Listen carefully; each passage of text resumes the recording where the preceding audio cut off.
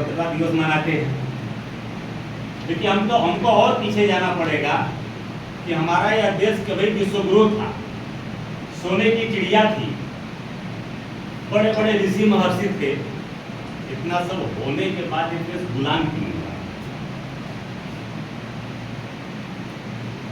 तो उसका कारण यह था बस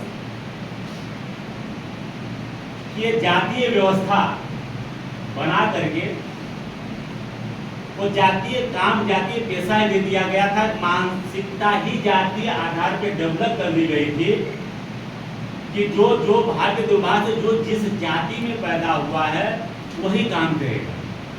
अगर गरीबिया के घर पैदा हुआ, धनगर के घर पैदा हुआ तो भेड़ बकरी ही चराएगा। पटेल कुर्मी के यहाँ अगर पैदा हुआ तो खेती करेगा। क्षत्रिय घर पैदा हुआ तो लड़ेगा। ब्राह्मण के घर पैदा हुआ तो पढ़ेगा। ये ऐसी व्यवस्थाएं थी।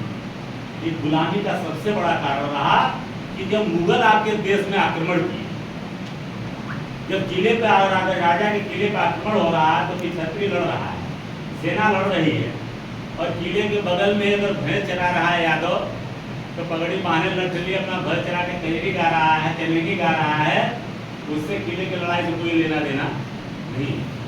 हारा तो राजा, जीता तो राजा। कुंडी की खेती कर रहा है, मोरिया खेती कर रहा है, गड़िया भेड़ चरा रहा है, कुम्हार पानी भर रहा है, लोहे में काम कर रहा है, तो उसको कोई मतलब लेने देना नहीं है। चाहे देश आजाद हो रहा है, गुलाम हो रहा है, अंग्रेज आ रहा है, मुगल आ रहा है, कोई फर्क पड़ता। यह गुलामी का एक बहुत बड़ा कारण रहा। और दूसरा कारण रहा आपसी वैमनस्यता। वो आज भी है। एक राजा दूसरे राजा से लड़ता था, एक राजा दूसरे राजा से बड़ा बनना चाहता था। वही आज मानसिकता आज भी है। एक समाज का व्यक्ति दूसरे समाज से बड़ा बनता है, अपने आप को बड़ा समझता है। हम अपने पड़ोसी से लड़ते हैं, अपने गांव वालों से लड़ते हैं, उससे जलन रखते हैं। अगर हमारे साथ का बेटा के साथ पढ़ने वाला अगर कोई और बेटा चार छः हैं, कोई बेटा फर्स्ट क्लास की डिग्री लेकर के आया है, हमारा बेटा सेकेंड क्लास के लेके आया है, तो अनावश्यक जलन उस बेटे से होती है। अपने बेटे से नहीं होता है कि अपना बेटा भी और रेस में दौड़े, वो भी फर्स्ट क्लास का लाए, और किसी का बेटा फर्स्ट क्लास में नंबर लाया है, हम जाकर उसका हौसला बढ़ाए, स्वागत करे, उसके खुशी में खुशी जाहिर करे। ऐसी मानसिकता नहीं है, ये मानसिकता आज भी है। तो समय है कि हमारा देश जो लोकतांत्रिक देश है, तो लोकतंत्र के तांत्रिक लोकतांत्रिक देश में अगर हम चाहते हैं कि अगर हमारा लोग सम्मान करें तो उससे पहले हमें लोगों का सम्मान करना पड़ेगा। हम चाहते हैं कि हमारा हक अधिकार मिले, हमें शासन सत्ता में भागीदारी मिले। तो अब तक जिनको भागीदारी नहीं मिल पाई है, इनको भी भागीदारी मिलनी चाहिए, और जिनकी भागीदारी मिली है उनकी भी भागीदारी बनी रहनी चाहिए। तब तो यह सुंदर भारत का निर्माण हो पाएगा।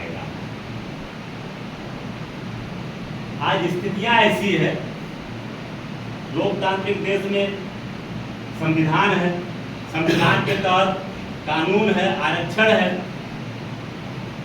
इस आरक्षण के तहत ये राजनीतिक पार्टियां मनोभावना, हमारे मनोभाव से खेलते हैं।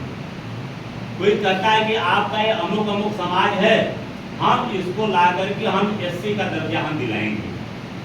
कोई पार्टियां कहती है कि भाई, कोई नेता ऐसा कहता है समाज से निकला हुआ कि हमारा समाज पिछड़ा है, वंचित है, ये समाज के लोगों एक हो जाओ, हम तुमको एसटी का दर्जा दिलाएंगे। ये हमारे समाज के नेता भी खिलवाड़ कर रहे हैं और राजनीतिक पार्टियां भी खिलवाड़ कर रही हैं। जैसे आप महाराष्ट्र में भी देख रहे हैं, हम धनगर समाज की बातें हैं, कई नेता कह दिया एसटी का दर्जा दिला दो। उत्तर प्रदेश धनगर राज्य के एससी का सर्टिफिकेट दिलाए दो।